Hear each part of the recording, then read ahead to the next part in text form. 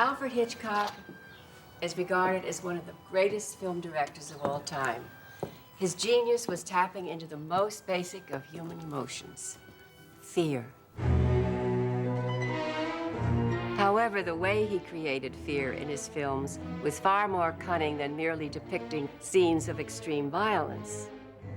Hitchcock put us in touch with how we could become the unwitting victims of secrets, betrayal, and even government plots in the midst of our everyday lives. He employed this premise in many of his best pictures.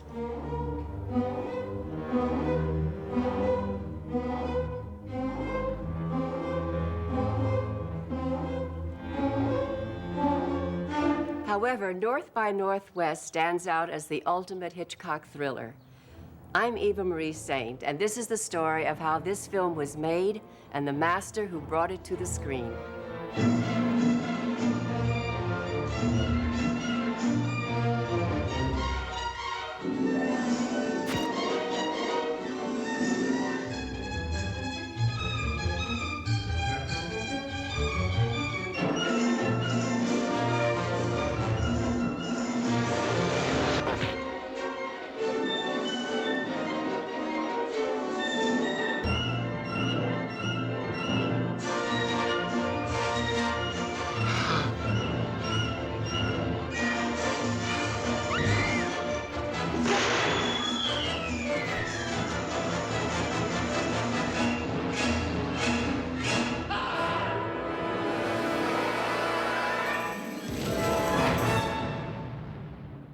From the late 1920s, Alfred Hitchcock plied his trade in the motion picture business, and as told by his daughter, Pat Hitchcock, it was a family business.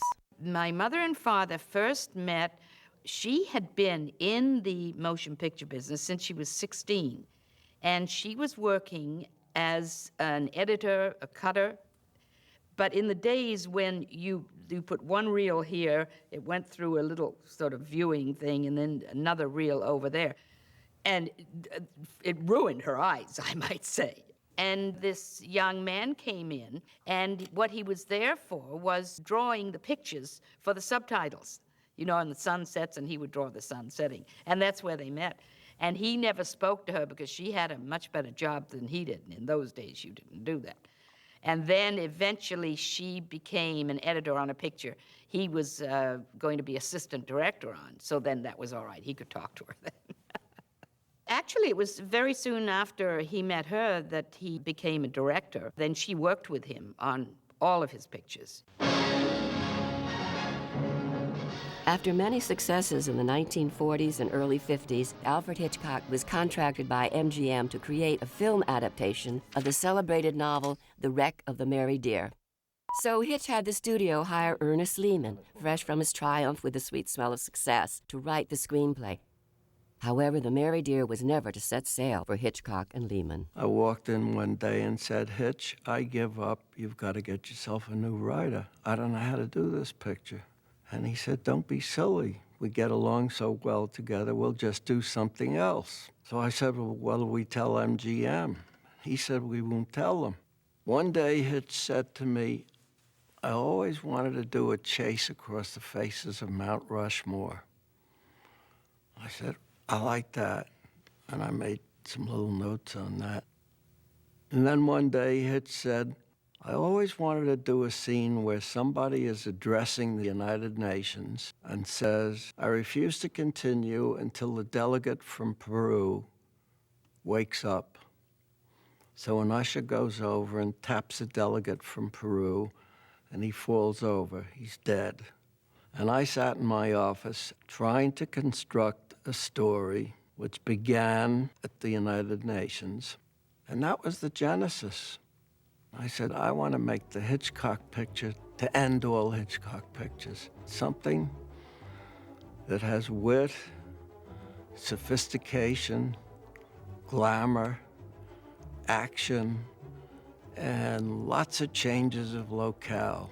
And that's when I started writing. I created the first 65 pages of the screenplay, sent them off to Hitch. And I have a beautiful 4-page handwritten letter from Hitchcock, which is in my scrapbook, telling me how much he liked the first 65 pages. It's priceless.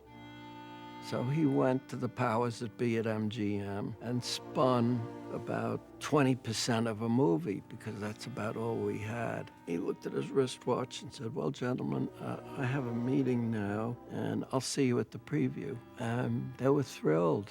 They felt they were going to get 2 Hitchcock pictures instead of just 1. That was typical of him.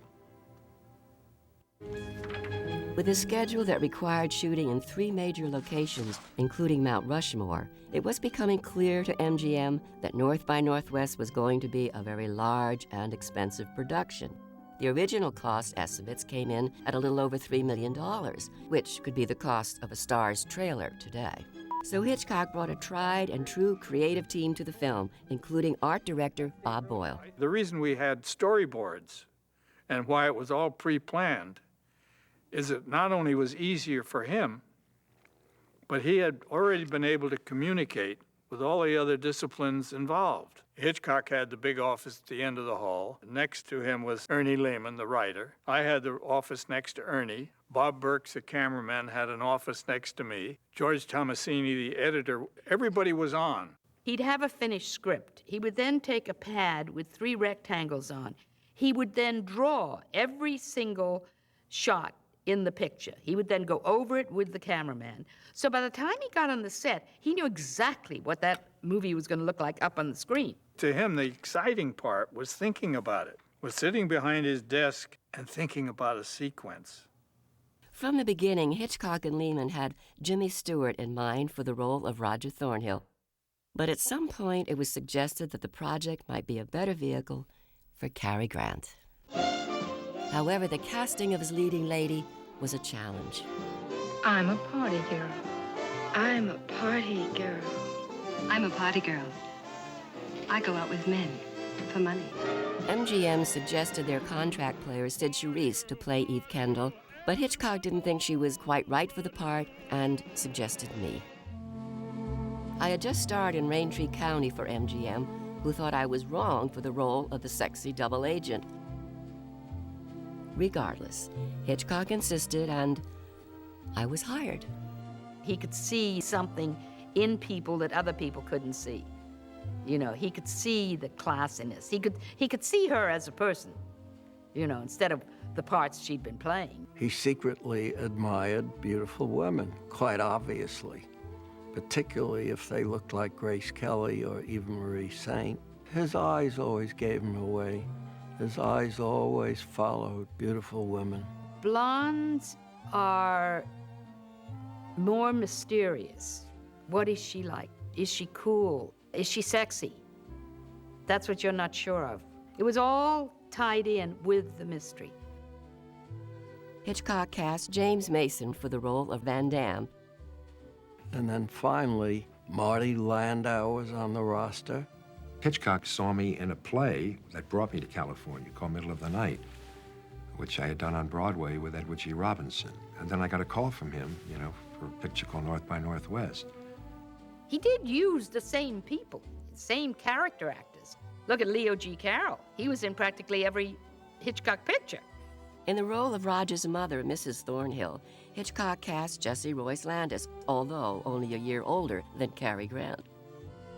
Other notable casting included the heavies, Adam Williams, Robert Ellenstein, and veteran character actress Nora Marlowe. When I got the role, I had just given birth to my daughter, Lorette Hayden. So after I lost a few pounds, Hitch began the process of transforming me into Eve Kendall. He personally oversaw all of the details of Bill Tuttle's glamorous makeup designs and the sophisticated hairstyles of Sidney Gilleroff. But he wasn't so crazy about MGM's costumes for me. The studio had designed an entire wardrobe for my character, but Hitchcock didn't like it and threw out almost everything. Then he took me to Berghoff Goodman in New York, and we selected the rest of my wardrobe right off the models. I often joked that he was my one and only sugar daddy. I had absolutely nothing for the final act of the picture. I found myself in the second week of not having written a single page. I said, Hitch, we're in trouble. He said, I'll be right down. I didn't know why we're in Mount Rushmore. And I told him my dilemma. I suddenly heard myself saying, she takes a gun out of a person, shoots him. Where did that come from? The right brain. The right brain keeps working all the time.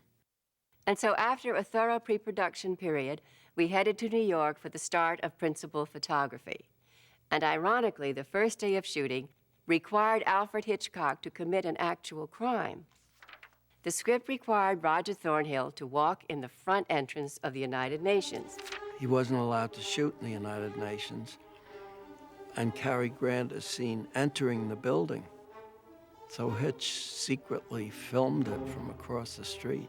Hitchcock took Cary Grant down to the UN with a VistaVision camera concealed in a truck. If I remember, it was a carpet cleaning truck. And stole this master shot of the famous building right under the noses of UN security. Hitchcock must have taken great pleasure in getting away with it. The following day, Hitch and the crew shot the opening scene of the film on Madison Avenue. I'd be standing on Madison Avenue watching Hitch shoot the opening scene of the picture. And a movie critic named Hollis Alpert came along. And he said, Ernie, what are you doing here watching Alfred Hitchcock shoot his picture? And I said, he isn't shooting his picture, he's shooting my picture. And of course, Hitchcock made his requisite appearance in every film. Which started way, way, way, way back in England when they were making silent movies, when they didn't have crowds, you know. And then he just kept doing it, you know, and then it kept being more amusing.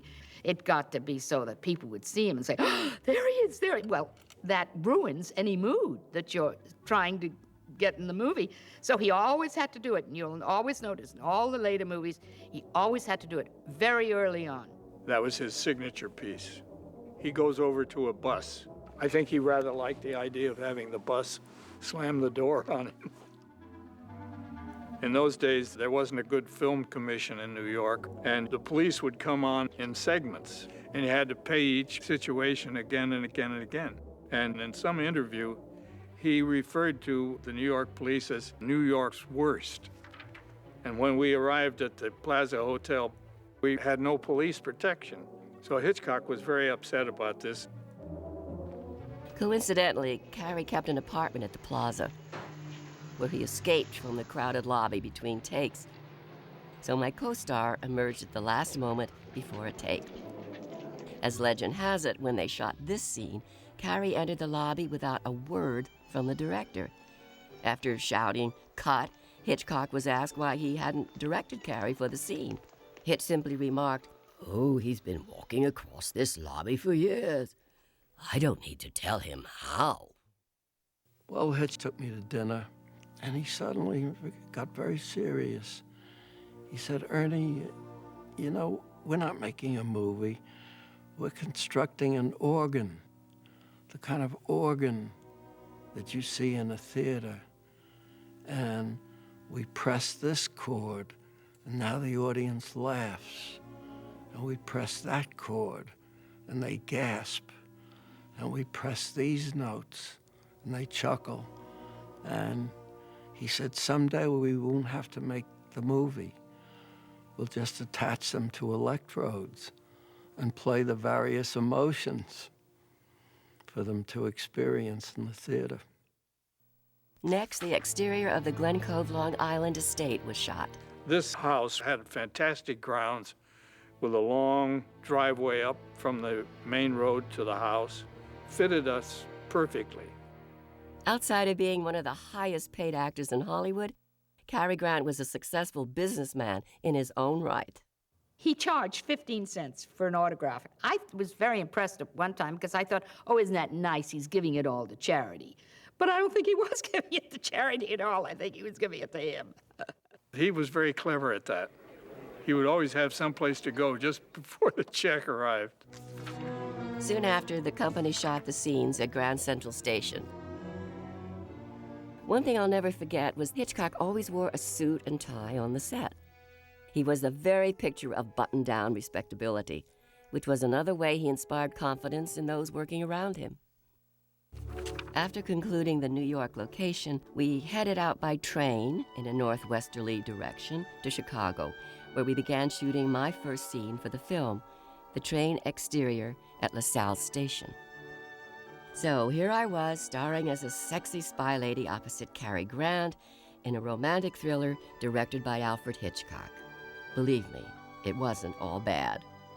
I loved playing Eve because it was so different from On the Waterfront or anything else I'd ever done before. Hitch said, "You don't have to cry in this one, Eva Marie. No more sink parts for you," meaning the dowdy wife at the kitchen sink. Cary thought I should play nothing but glamorous leading ladies for the rest of my career, but I wanted to do it all, the real and the unreal, and I pretty much have.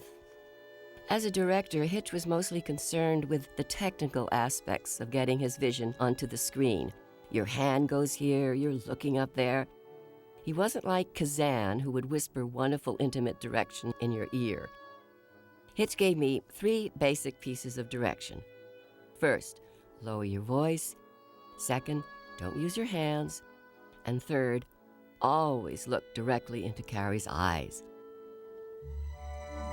One of his greatest gifts as a director was that he made you feel you were the only perfect person for the role, and this gave you incredible confidence in playing the part.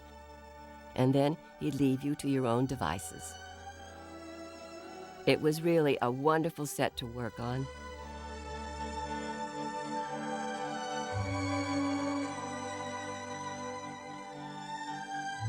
Hitch shut down the picture for a whole day because he couldn't figure out something I had written for which there was no explanation. There's a raking shot in the LaSalle Street station of phone booths. In one of them is Leonard, and the camera slowly dollies over to another phone booth, and there's Eve on the other phone, and he's obviously giving her instructions. It suddenly dawned on him. How did he know the telephone number? Where's Ernie? Ernie's in Europe. And he shut down until somehow or other he came up with an answer that satisfied him, and he continued shooting. Then Hitch filmed the scene where Cary Grant stalks me outside the Ambassador Hotel.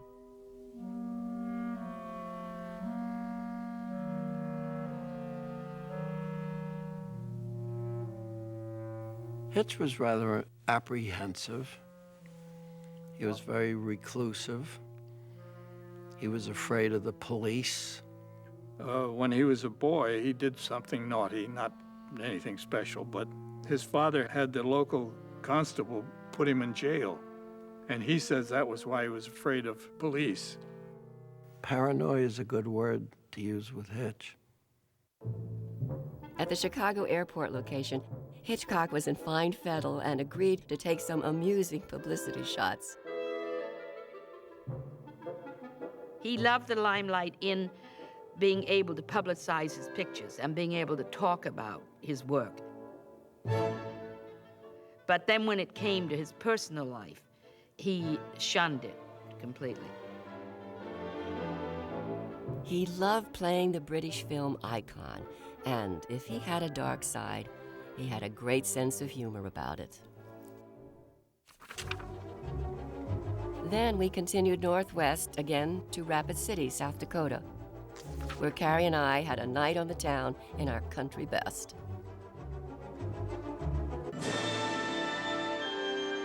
Before shooting began, the cast posed for some publicity stills in front of the Rushmore Monument. We had a good time that day, trying on our Native American headdresses. Of course, we were promised one of our own headdresses by MGM, but naturally we never got one.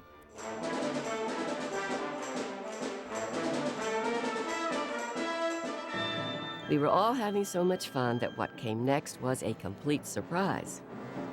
Somehow, word had gotten out about the planned chase across Mount Rushmore, and suddenly we were in the middle of a national controversy.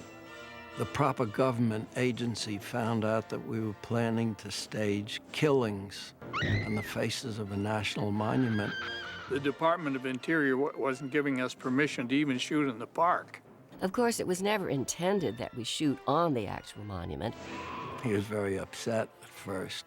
Hitchcock felt that the film defended democracy instead of defaced it, but MGM smoothed over their patriotic concerns by promising the actors would never appear on the president's faces. But Hitchcock had the last word when MGM used this illustration of a somewhat altered Mount Rushmore in their ads for the film. Of course, the press had a field day with the Mount Rushmore controversy. One newspaper editor suggested that Mr. Hitchcock should go back to England and film people scampering on the Queen's face. Without the necessary permits to film at the monument, they would have to be created in miniature in Hollywood. So we packed up and headed home to shoot the interiors at MGM. The first scenes filmed were those in the Plaza's Oak Bar, where Carrie is first abducted. These pages were shot in a mere 2 days. Then James Mason went to work, playing the first scenes in which his character, Van Damme, is revealed to the audience. And I loved the way Hitch shot it, with a kind of a move of the camera from one lamp to another, as James Mason turns on the lights to get a look at this George Kaplan. A very elegant Hitchcock touch. And what the devil is all this about? Why was I brought here? Games? Must we? Hitch and Carrie had worked on a number of projects prior to North by Northwest, and while they had a lot of respect for each other's opinions, there were a few minor wrinkles between them. There was something between them that wasn't always quite right. Because if you're doing a Hitchcock picture and you're Cary Grant, I think you're not going to be the total center of all attention. Well, when he was in charge and when he was the director and Cary was the actor, then everything worked out fine. Then the company headed out to shoot the famous crop duster scene in East Bakersfield, California. To begin with, the crew filmed the aerial establishing shot where Carrie is dropped off by a bus. Way off in the distance, you could see a town. So that became a matte shot. I said, I've never handled a matte shot from a crane. It would be unsteady. Well, what we did is we took 4 cables and we tied it off 4 ways and then lifted the crane just a little so that everything was tight and it worked. Nothing happens for almost 8 minutes, and it still holds your attention. Even though it was early October, the climate was that of a sweltering desert. This was probably one of the only times Hitch ever wore short sleeves on the set. For 3 days, poor Carrie ran like crazy with a stunt plane swooping down at him, or so it would seem, as nobody would think of putting Cary Grant in the position of getting decapitated by a low-flying plane. Some trick photography was used. I feel like a traitor telling you this, but first the crew shot a swooping plane from a ditch, and then later, Cary was shot on a soundstage jumping into a fake ditch with the plane footage on a process screen behind him.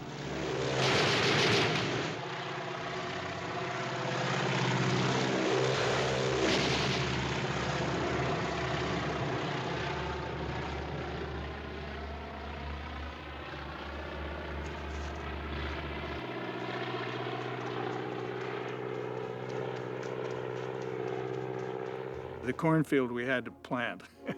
We had to get corn and put stalks and put them in. Cary Grant rushes into the cornfield and ducks down on the ground, and the plane loosens this poisonous crop dusting powder all over him. And he's gasping for breath, and he rushes toward a car which is coming from a distance, and the camera follows him as he goes toward the car, and he waves, and the car refuses to stop. The next day, Hitch discovered that Peggy Robertson, his script supervisor, had forgotten to make sure that Cary was covered with crop dust in the shot where he runs across the field toward the car. And she burst into tears. She was hysterical. Hitch had to shoot the whole scene over again. We were there when they actually had the truck exploding. The company name on the truck was the company that my husband was working for at that time. This was Cary Grant's stand-in, and he was wonderful. Not only was his resemblance to Cary incredible, but he had his walk and his movements down pat. Nonetheless, that's mostly Cary out there, running for his life in the scene that remains one of the greatest action sequences ever filmed.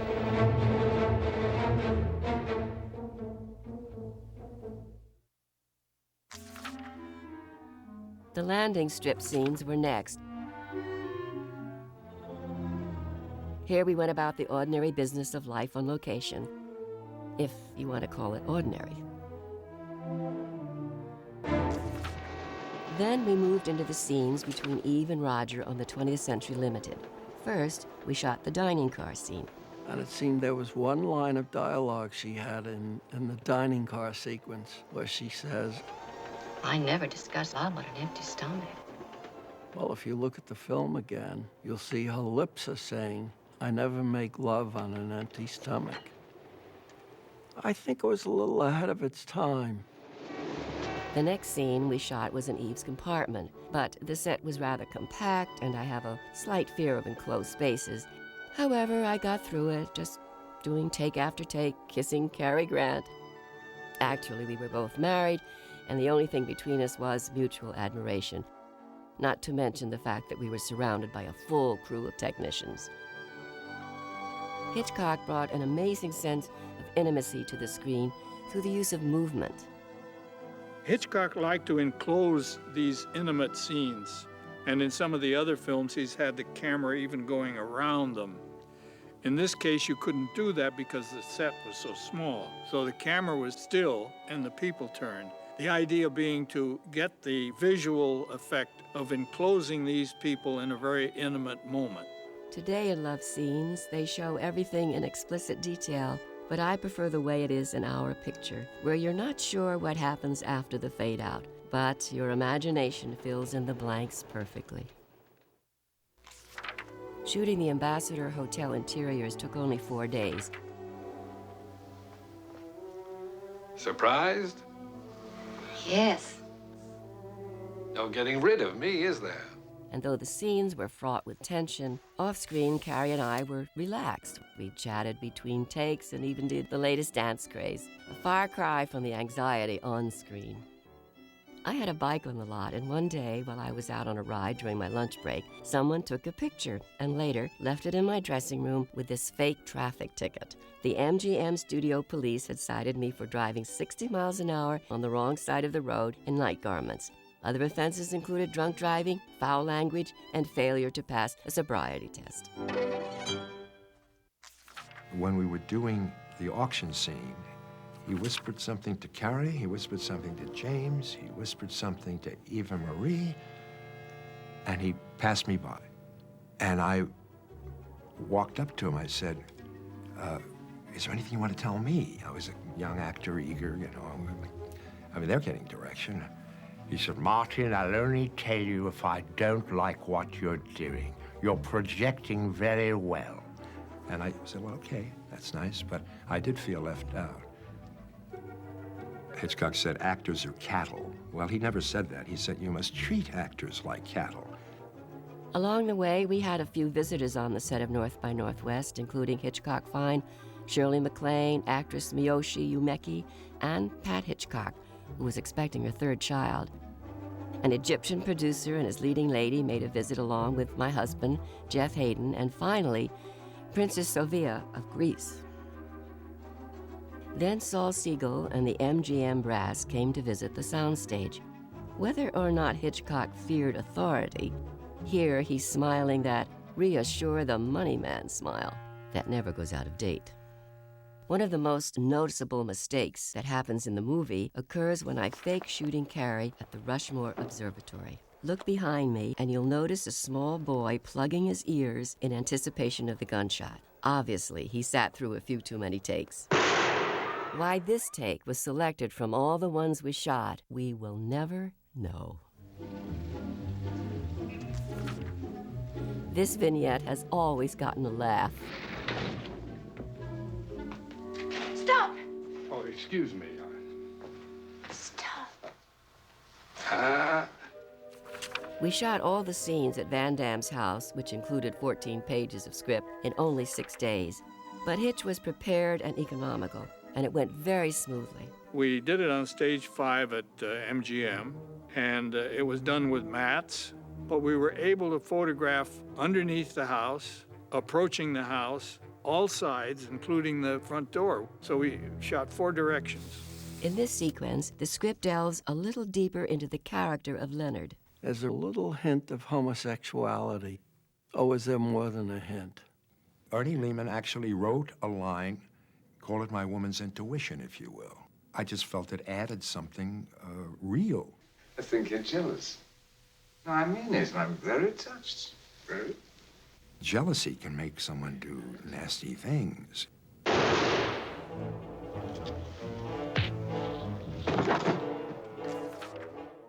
Around this time, the budget greenlit by MGM at $3 million was ballooning by the day. For example, Cary Grant's contract stipulated a specific amount of time for his services. And when the film went over schedule, the studio paid him an astronomical $5,000 a day. I should know because I went over schedule too, at $2,000 a day. For the reunion scene in the forest, Cary and I were shot on an MGM soundstage with a few rows of pine trees between us. This is one of Eve Kendall's best scenes. Maybe it was the first time anyone ever asked me to do anything worthwhile. The head of the studio felt the scene was too long, and Hitch would not cut a frame from it.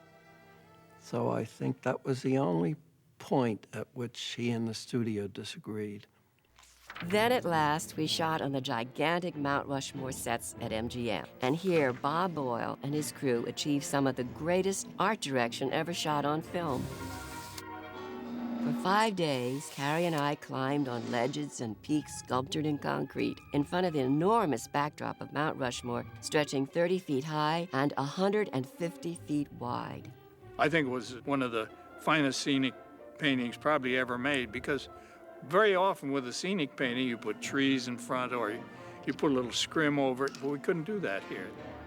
The set was largely a very safe place, but once, the man who was supposed to catch me if anything happened looked away while I slipped and fell several feet, scraping my arm badly, an injury we used in the final film. I hung from a cliff that appeared to be miles high, but was only a few yards from a scaffold below. I was saved by Cary from a ledge that appeared to be a sheer drop straight down. Actually, it was on a 45-degree angle, and I couldn't have fallen if I wanted to. It looks dangerous, but really, it was just a lot of fun.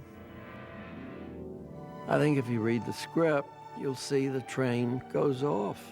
I didn't write the tunnel. The obvious parallel to the sexual act always gets a laugh. It may be that the trains had some sexual feelings for him. There's no way I can take credit for that. Damn it.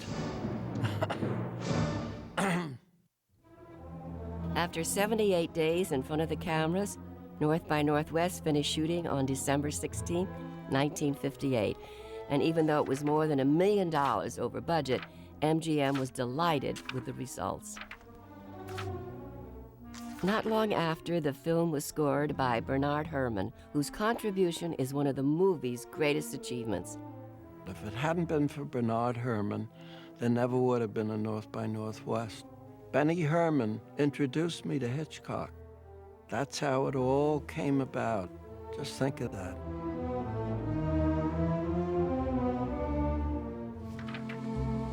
MGM's publicity department created an elaborate press package for the movie. Madison Avenue's biggest firms were hired to create designs for the film's one-sheet poster, including these intriguing hopefuls. But it was this sketch that captured MGM's attention and eventually became one of the original posters. Later, foreign release posters brought forth stunning results as well.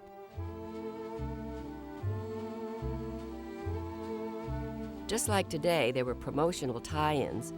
For instance, a Mercedes-Benz that appeared in the film was advertised in connection with the premiere. There was even a North by Northwest coloring contest, accompanied by a book that included drawings of Cary running from the biplane and of me hanging off Mount Rushmore. But the best advertising weapon MGM had was in using the film's director in the original trailer. Have you planned your vacation yet? You've a choice between sand and sunburn or mountain climbing and the Charlie horse. I find it all very enervating, but we should all have some kind of holiday. So, my suggestion is a quiet little tour, say about 2,000 miles. I have just made a motion picture, North by Northwest, to show you some of these delights. I promise you nothing but entertainment, a vacation from all your problems, as it was for me.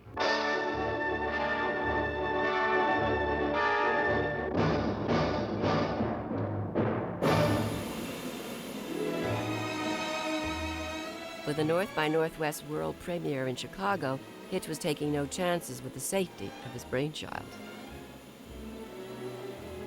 Then later, we made an appearance at the movie's first public showing.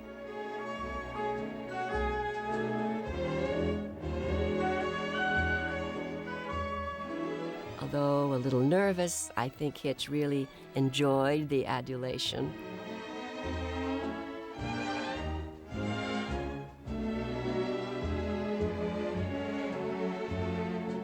And finally, we went in, and the picture started, and we got a taste of what audiences have done ever since.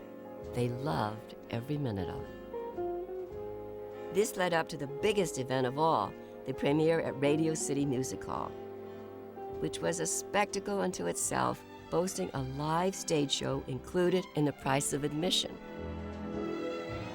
Oh, it was a big hit.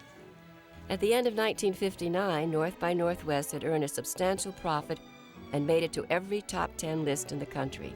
The film was nominated for 5 Oscars, though it lost in every category.